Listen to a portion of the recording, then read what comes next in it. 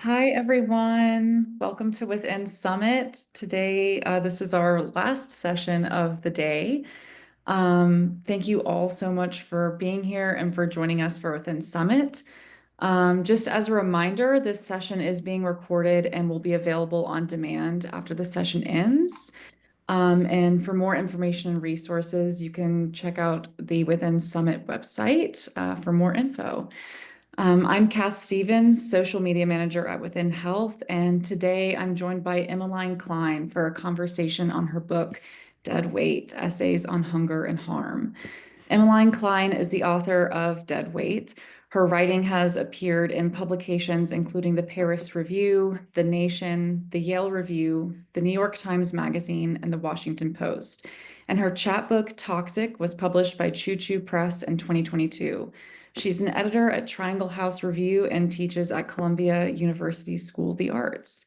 Emmeline, thank you so much for joining us today and for being here within Summit. Thank you so much for having me. I'm happy to be here. Yeah, I'm excited to dive into your book. So, Dead Weight touches on both personal and societal views on hunger and harm. What inspired you to write this collection, and how did you decide which personal experiences and perspectives to include? Well, I felt really strongly that eating disorders in general within literature, I find are usually siloed off on a genre level. Like most books I had found when I was trying to find recovery, like kind of by myself, like through reading and education, were either just straight memoirs, which are often, well, I guess I'll get back into that when I talk about the personal, but either straight memoirs or self-help books or medical textbooks. And any other mental illness that is as prevalent as eating disorders and as fatal, things like depression and opioid use disorder and alcohol addiction, all of those things are often treated in a more sort of like structural contextualization and given a nonfiction book treatment that really reinforces that this is not an individual issue. But I found that a lot of eating disorder literature does follow this like one very particular like linear trajectory that is like one person's individual story of like overcoming their issues, you know what I mean? And so I really felt like that, and also like that narrative that most eating disorder books um recount is often of just like an unrelatable story of that it's not emblematic, like the sort of what you imagine when you first hear about eating disorders in middle school, like a skinny white girl in a hospital gown or something, and then she like realizes she has body dysmorphia because she like sees herself clearly finally, and then she can like finally recover. And that narrative itself is fat phobic in a way that can reinforce the eating disorder logic, because it implies that if she didn't have the body dysmorphia, she should be on a diet if she was the size she thought. So anyway, all of that, and I just felt like a lot of the literature can lean into sort of a lot of shame that only propels the disorder. So I wanted to give eating disorders a really structural contextualization, look at sort of the political history of the beauty ideal that is motoring so many of these eating disorders, also look at all the different types of eating disorders and really unpack the hierarchy that I feel like is created in a lot of the ways we treat eating disorders, and also the way we talk about them in popular culture that like puts anorexia at the top of a hierarchy. And yeah, so those were like, and also I wanted to look at the economics of eating disorders and the ways that the treatment industry can often be very a cyclical kind of financial suck for patients, and the economic motors of how treatment has changed, and like the ways in which also people's like economic circumstances inflect which eating disorder they might end up with. So just a lot of things that I wanted to address here. And I considered writing it without any personal at all and just sort of writing a very reported book. But I wanted also, the book is very voicey, and I also wanted it to be this like, I felt like people with eating disorders have just been so misunderstood and maligned by the medical establishment. I didn't want to be like speaking to girls from on high. I wanted to be like leveling with people with eating disorders and be coming from a perspective of I've been exactly where you are and I'm not judging you, and I understand exactly why you're doing what you're doing and why you've sort of developed this coping mechanism that is also a disease. And I think that perhaps together, if we're like more honest and attending to each other and conversing about these issues more openly, we can like decide together that we don't want it. So I wanted it to be this like choral narrative that wove my story with the stories of a lot of other people. And I felt like I couldn't do it I couldn't foster the sense of solidarity I wanted to foster without including my own story. But I also know that my story and my body do approach that normative, like narrative that I didn't want to put on a pedestal. And so I didn't make my story like the center plot of the book. I just like come in and out and appear in certain chapters and like narrate in all of them. But I didn't tell my story in any sort of like linear memoiristic way. I also think a lot of times with eating disorder memoirs, and a genre I was really trying to write against is this genre of memoir that often comes when I think a lot of these women are not intending to glamorize their own disorder and they're Mhm. trying to be helpful, but they end up writing.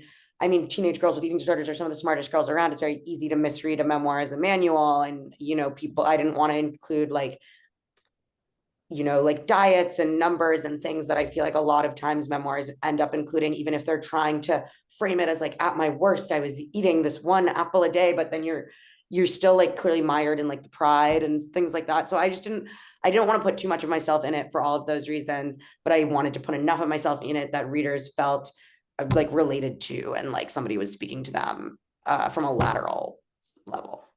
Yeah, I love that. Lived experiences, it's so important. And I love that you went about it in this, more sensitive way of understanding that like your experience is important, but also everybody's experience is so unique.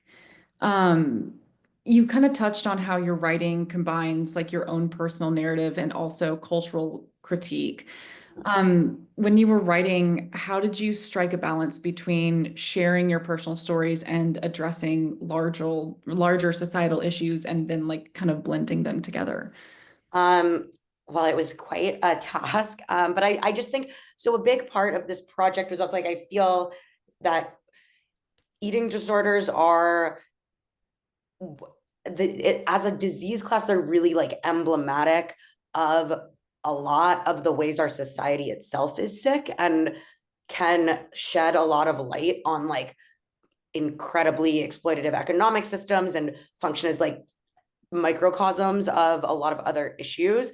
And at the same time, so I wanted to really get very macro with it, but at the same time, I also wanted to really demonstrate that I think we've missed the opportunity to learn a lot about our society via studying eating disorders seriously and taking, the experiences of young people who are often miscast as just like, oh, they're like, we have feminism, but like still these girls are obsessed with being skinny, like they just are overreacting or whatever. And I wanted to do like a serious level of cultural criticism and show the way that women are being fed from like the first moment they become cognizant these messages around the incredible importance of thinness to like easing their way through the world, if that makes sense. And so it felt important to me to not to do serious intellectual and analytical work about cultural artifacts like movies and TV shows that teen girls watch and give those cultural artifacts the same level of attention that we would give, that I was also going to give a medical study, and that I was going to give an interview subject, and that I was going to give an economic report, right? And I wanted to demonstrate that these things that have been understood as less important or have that they have less to teach us actually have just as much to teach us and allow us to see the economic study and the medical study in an entirely new light once we notice that like something a character said in the film Jennifer's Body is actually echoed by a patient in a patient testimonial in a medical journal, right? And perhaps that girl picked something up from the culture that was around her. So it was important to me to like approach all of those things tonally with the same, taking them equally seriously, and also give them sort of the same amount of space, but to also really privilege the voices that I felt had been silenced, whether that's because a lot of these people died of eating disorders. I have a whole chapter in there about people who choose the new like medical aid in dying thing, and which I think is really bad, but it's not, it's too big a topic for it here. But I tried to privilege the voices and writing of people that had either spoken to journalists before or people that I found online and people whose stories did not follow the traditional eating disorder recovery trajectory and people whose bodies did not conform to the traditional eating disorder stereotype and sort of like hand the microphone off to this kind of ghost choir, I guess. Mhm. That's great. I love that. Um, in our society and our culture, disordered eating and body image issues are really heavily stigmatized. So, how did you go about sharing these topics and being so open about them? And what has the response been from like readers or reviewers about these important but still stigmatized topics? I think that's a great question. I mean, for me, I actually like I get asked that a lot, or not that specifically the array of questions within your question, but I get often, asked like about the, vulnerability of sharing my own story. And I honestly just like, I mean, I'm a very open person. I don't know, but I like didn't care that much. I wasn't like, I'm like, okay, so people are gonna know I had an eating disorder. Like the whole point of the book is that what woman hasn't? So like if they actually read the book, then they'll know that like, this isn't embarrassing. It's just something everyone has. Um, but I think that putting my voice in that choir that I was saying before and this weaving this like very solidaristic we narration made it much less scary to share my story for that reason of like I'm trying to put myself out there in service of other people who are suffering. And that just makes it really worth it for me. And I think sometimes like with eating disorders, it can be there's such powerful diseases and it can be really difficult to motivate yourself to recover just out of a pure self-love perspective, honestly. And I found that for me, like one of the only ways that I can like maintain my recovery is through being open and honest about what the eating disorder was on a level of like anytime if I wanted to like restrict again, then I would be leading my like younger cousin to believe that the way I looked then was possible due to anything other than like severe disordered eating and like not wanting to pass down that message that had been passed down to me by so many generations, like motivating myself by the desire to like disrupt that chain can feel more like cathartic and empowering and powerful than just like not restricting because it's going to make me feel better down the road, you know what I mean? So I think there was that way of telling my story. And I think in terms of the response I get a lot of beautiful emails from young people and Instagram DMs and stuff, and people have responded really really kindly, like individual readers. I think something interesting that happened with like the critical reception is that people understand eating, like it got great critical reception, and I spoke to tons of really fabulous girls and gay guys for various publications and did all these interviews and stuff, that people that really understood the book and what it was doing.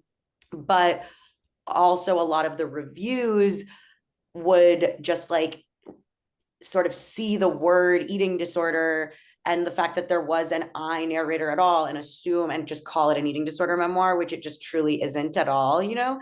But I think that that's very emblematic of the way that we have these like really constrictive genre distinctions that I think function in the same way, like the diagnostic silos with eating disorders can be so limiting. And a big project of my book was both deconstructing the hierarchy among the eating disorders, but also arguing that like pretty much no one actually ever only has one eating disorder over the course of their lives. And it's very fluid. We move between these diagnoses and they each carry their own different stigmas when they shouldn't. And we should actually just be like, everyone has an eating disorder and all the eating disorders. And so I just thought I felt like it was an interesting formal replication of the ways I feel that eating disorders are misunderstood and the way the book was misunderstood, if that makes any sense. Yeah, yeah. That's great. Thank you so much for sharing that. Your essays delve deeply into the complex relationships that people have with food, body image, self-worth, a lot of the things that people struggle with who are also struggling with eating disorders. And what was your like goal or hope that readers would take away from those reflections? I mean, I think the main message, like what I want, I wanted the book to convey to people in pain and anyone who's ever like shamed or blamed themselves for doing something self-harming in an effort to bring their body into greater alignment with a beauty standard that they don't even politically and morally believe in. Because I think that's like, I think where we're at in 2024 that's so difficult is like, we all know to a certain, not we all, but many of us know to a certain extent that the beauty standard that we have been taught to aspire to is racist and misogynistic, right? And so it can feel incredibly dangerous and like morally wrong to admit that you wanted your body to get into closer alignment with that. And I think that that creates a culture of silence that really puts up a barrier to any form of recovery. Whereas if we were all saying to each other together, like, it's so horrific how much we've all been taught to want that body and how much it really does change the way people receive you in the world ever as with every step closer you take to that body.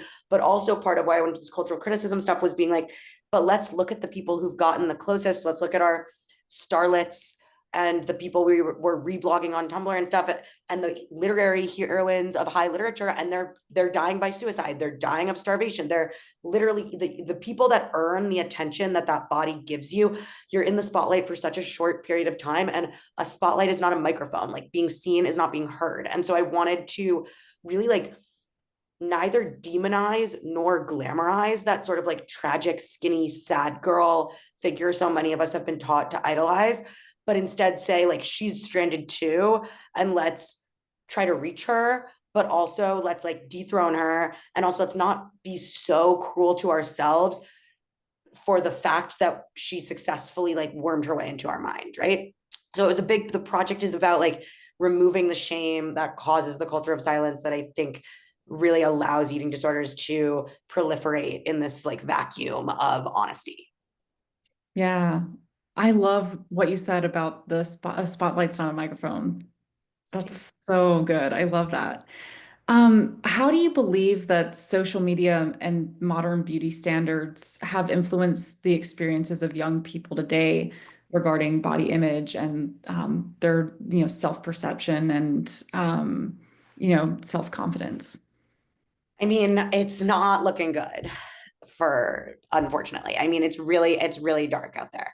I think what is unique to eating disorders as we look at social media and the arc of social media over the past like decade and a half or whatever, is that I think the algorithmic nature of the social media platforms like Instagram and TikTok, which have replaced the old platforms like Tumblr and other blogging platforms, is like,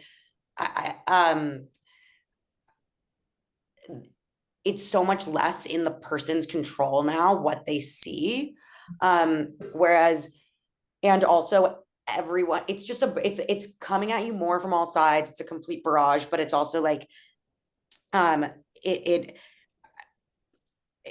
sorry, I'm trying to figure out how to say this most eloquently. I think that there was a way in which, and I write there's a chapter in my book about this that's very important to me. Like, I think that like pro anorexia internet of like the aughts was like an incredibly like villainized and maligned and misunderstood space, because these were like, yes, these were very dangerous in some ways online spaces where people that were ill were talking to each other in ways that were perhaps exacerbating their illness, and they were posting extreme diets and whatever, but they were like completely demonized in the mainstream media. You had outlets like the New York Times and like the Atlantic saying that like teen girls were indoctrinating each other into like cults of illness, when in fact what was happening was 12 to 15-year-old girls were literally reading a diet published in a mainstream magazine, retyping it out, making a couple jokes, and perhaps making a couple actually smart portmanteaus. Like the word inspiration that was so demonized was not that different than like how than what a magazine was saying about like how she lost the weight in 10 days from the baby or whatever.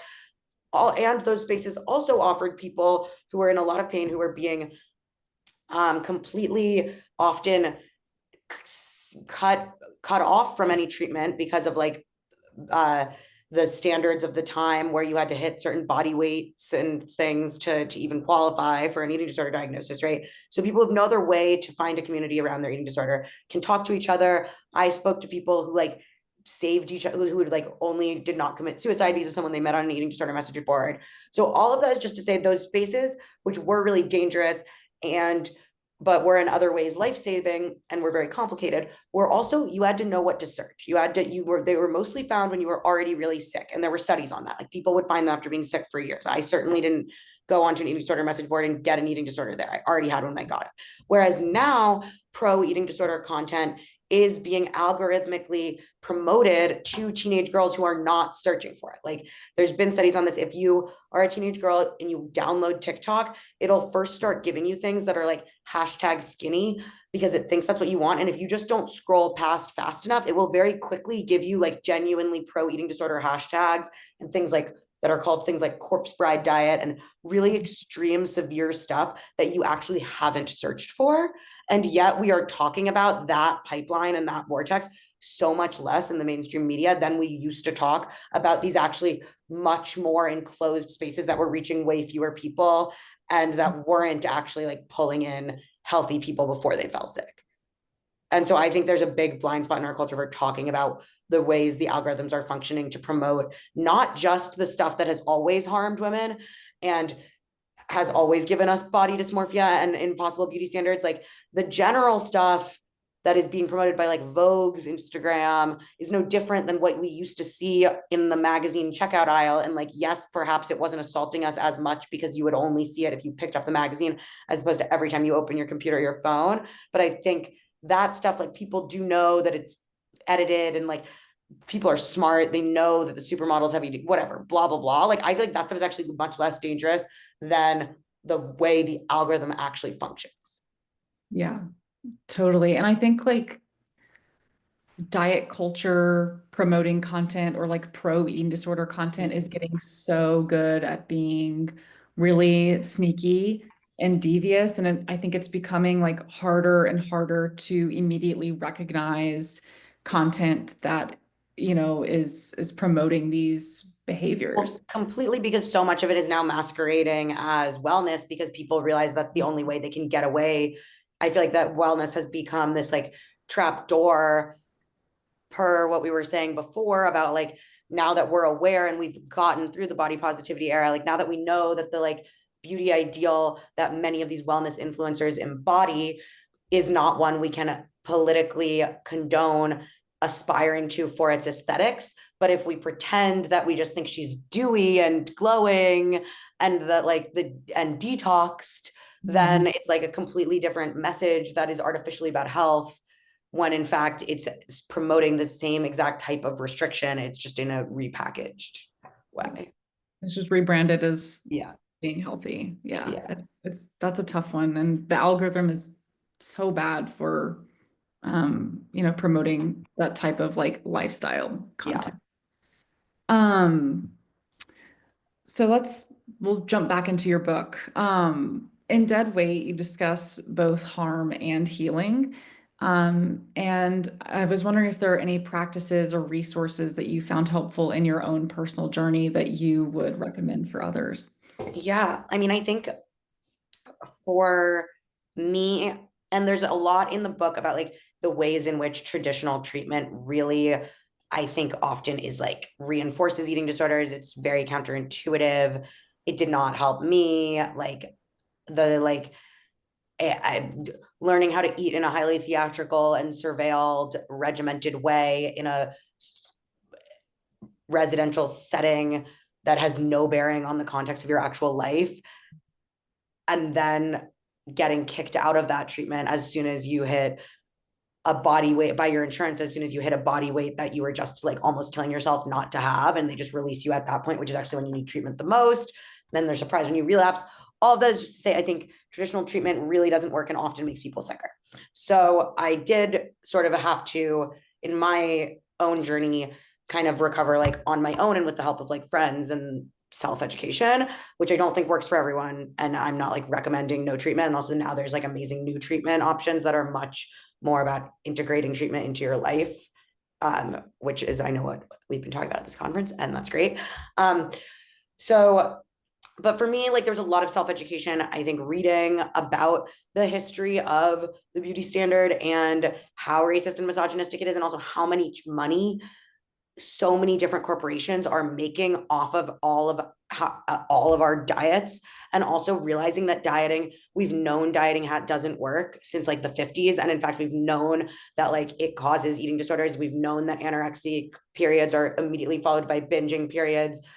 We've had all of this evidence. Like I think read it, like just like self-education on a like historical level is actually very empowering. And then I think there's a book called Fearing the Black Body by Sabrina Strings that was really helpful for me and really amazing. um I think that Susie Orbach's work is really good on bodies.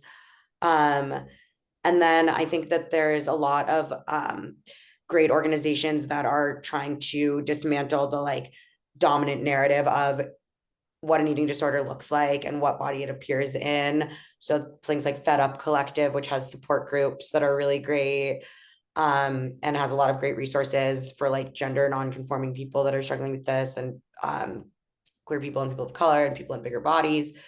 And then I think honestly, just like at the end of the book, I propose this idea of this like feminism of attention.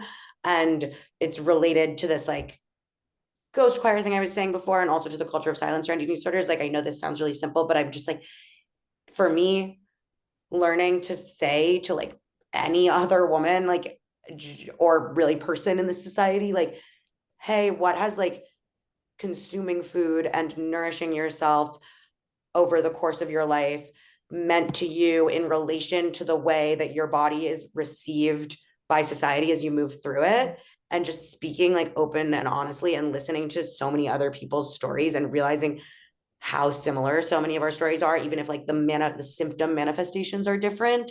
um just made me feel so much less shame and made me feel so much more like I wanted to stop doing it, to like stop being a cog in this machine that was hurting so many people I love, and instead wanted to be like the screw that doesn't turn or whatever. Yeah.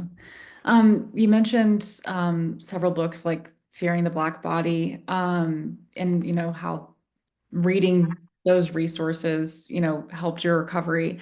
Are there any other writers, researchers, activists, or, pieces of literature in the space of eating disorders or body positivity that influenced you in your work, in writing your book? Yeah, no, I mean there are so many. Leslie Jameson was one of my mentors on a writing level in a like at my graduate school, but also she's written about her eating disorder, I think, in a really compelling and powerful way, and like situating it into larger questions of like how women are raised to uh kind of express their pain in these legible ways, these sort of like the relationship between these various forms of like feminized pain that are maligned and understood by the medical or by like a lot of the culture as like self-indulgent or whatever, are actually like the only way we've been taught we're allowed to express it. So has written about like the relationship between like anorexia and cutting in ways that I think are really generative and interesting. And yeah, Sabrina Strings is great. Tracy McMillan Cotton has a book called Thick, that's amazing. And yeah, there's a, let me think. The work that Project Heal does around like showing the flaws of treatment, but also like trying to help people get treatment when they need it, is a very important thing going on there. And I talked to some people over there when I was like researching the stuff about treatment, and that was really helpful. That's great. We love Project Heal. Um, let's see. Going back to the title of your book, the concept of hunger in your work seems to extend like beyond physical nourishment. How do you interpret hunger in the broader sense, and how did this idea shape your essays? Yeah, I mean, I think again, like I think eating disorders are kind of a lens through which we can look at the sort of existential questions that accompany uh, femininity, I guess. And it can really, I mean, not in every way, but like my book is about feminism in large part. And so I think I was really interested in the way that like all women, all of our appetite, we're taught to repress all of our appetites. So not just for food, but for affection and attention. And we're sort of taught that like the only appropriate way for us to earn affection and attention at a level that might feel fulfilling is by minimizing ourselves, right? And so I was really interested in just these like sort of questions of yearning and desire and appetite, and also the way in which we're taught to talk about those appetites, right? And which I think has taken on in like the past decade or so, this like highly ironized tone where it used to be more like plaintive. And now in part due to social media and in part due to like a backlash to like girl boss feminism, there's this like sort of like ironic acceptance of our suffering in order to sort of like get away with doing a lot of disordered behaviors with like a wink and an acknowledgement that you know it's bad, so you can get out of the like that same like political trap of not wanting to uphold this body beauty standard, but being like, oh well, but like I'm starving myself and like I know that's not very feminist of me, but like look what feminism got anyone, kind of like that like sort of dissociative online tone. And so I was really just interested in how we're taught to how what we're taught we're allowed to want, how we're allowed to talk about that wanting, and then what all of that repression of emotion, whether it's through a genuine restriction or ironized description of the restriction or whatever it is, how that then gets channeled into these symptomatic behaviors like binging and purging and restricting and all of that.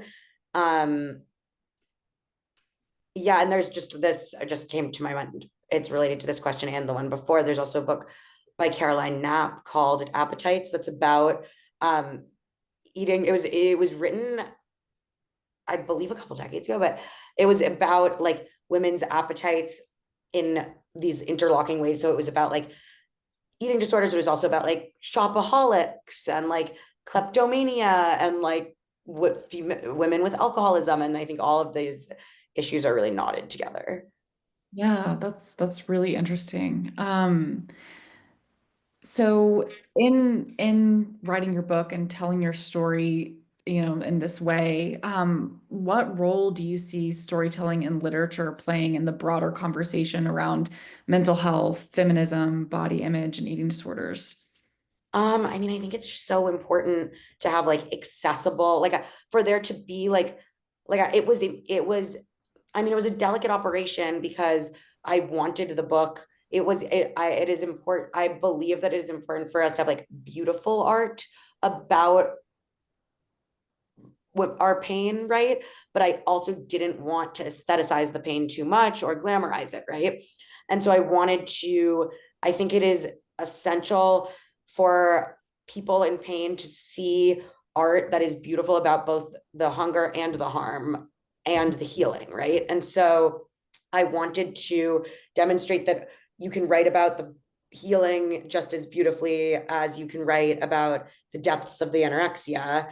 And you can all and I do think that also like just having like accessible prose, things that aren't written in like high medical jargon or like just pure reported tones, is just makes people feel like they can approach it more and might learn something that is deeply reported they wouldn't have learned if it was presented to them like it's just going to be an academic text. Like they just might be less likely to read it.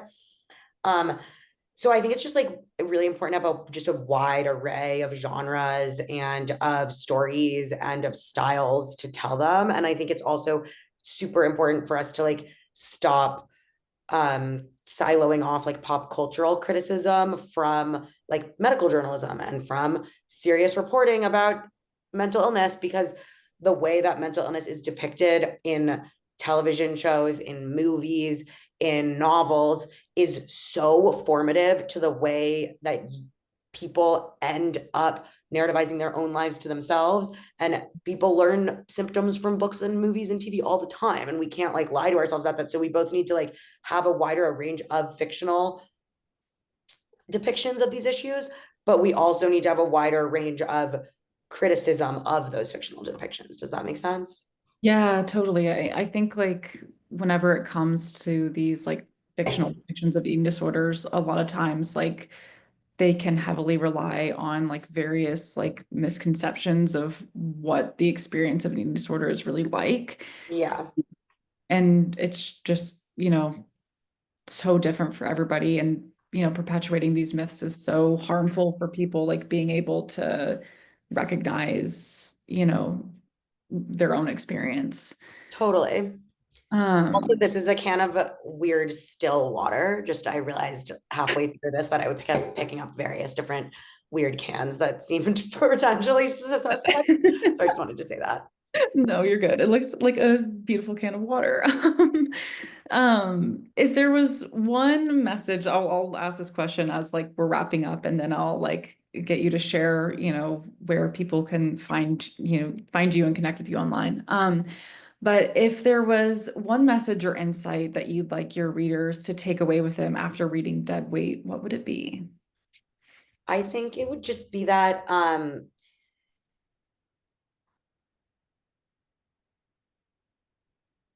you are kind of like you are smart. You weren't misreading society's smoke signals and channeling these amorphous pains and messages into some like crazy disease.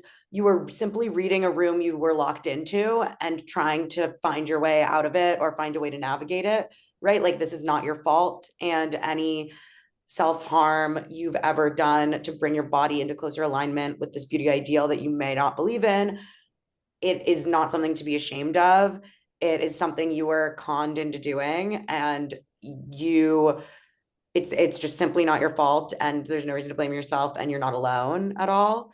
And also that there just is a way out, and it feels so much better and less terrifying than you think it will to talk about it and to try to live in a different body than perhaps the one you think will make your like maybe the body you think will make your life easier might not actually do that. Mm. Yeah, that's so important. Thank you so much for sharing that. So before we wrap up, because we're getting close to time, I would love for you to share with our audience, where they can connect with you and learn more about you, where they can find your book. This is kind of like your platform to Okay, great, plug thank your you. work. Yeah. Yeah, well, my name is Emmeline Clein. You can buy my book sort of at most bookstores these days, so that's great, and I always appreciate it. I'm on Instagram and X. If you just search my name, if you want to, there, I mean, my handles will come up if you search my name, if you want to follow me there. And I have a website that is just emmelinclein.net where I always post new things that I'm writing. So yeah, those are the main ways I would say. And if you want to hear me talk more, if you search my name in Spotify, you can see various podcasts I've been on where I have conversations like this. Yeah, that's awesome. Thanks for sharing. Just as a reminder, Emmeline's book is titled Dead Weight: Essays on Hunger and Harm for anybody who would like to read it. I know that I will be. Anyways, Emmeline, thank you so much for joining us at Within Summit. I've really enjoyed having this conversation with you and getting to meet you and speak with you. It's been great. Same. Thank you so much for having me. Yeah, of course. And for everybody here who's listening, this is our last session of the day, but we will be back tomorrow morning. Our first session will be at 10 a.m. Voices of Recovery, nonprofit organizations leading the fight against eating disorders. So we look forward to seeing you all tomorrow morning. Emmeline, thank you so much. No problem. Have a great evening, everyone. Thanks. Have a good evening, y'all. Bye.